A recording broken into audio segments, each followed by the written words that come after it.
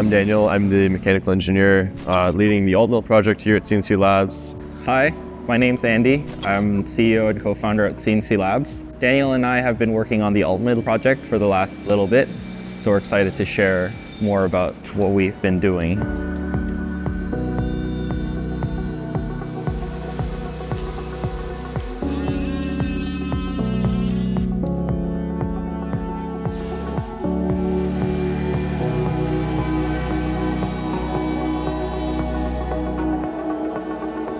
So the AltMill was an exercise on us trying to build the best machine we can that's going to create the most amount of value for the users. A lot of the inspiration comes from us working on the long mill and a lot of the technological and process experience and development that we've done with the machine. And we also saw a lot of opportunity to create a new machine that builds on top of the ecosystem that we created with the long mill.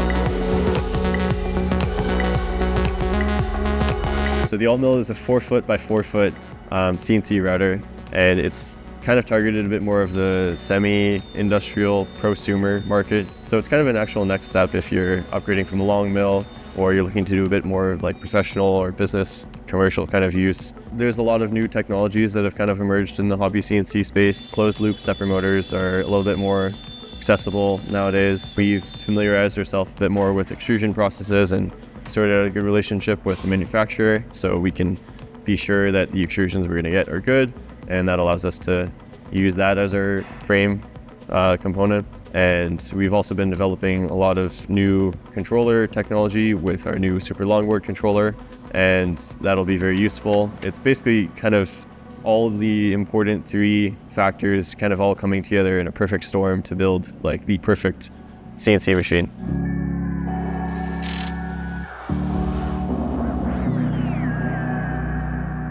The AltMill uses linear guides and ball screws on all axes, which means that the machine is more rigid. The closed loop steppers also allow us to see if the machine has crashed or stopped, so we can avoid losing steps. Also, they can run a lot faster. From our testing, we were able to move the machine at over 800 inches per minute. We'll probably have the default settings to probably around 500 inches per minute for the rapids, but the machine is really capable. We also are recommending users use a spindle as default because of the power and the rigidity of the machine. To get the full potential of the AltMill, using a spindle will match the capabilities of what the structure of the machine can do.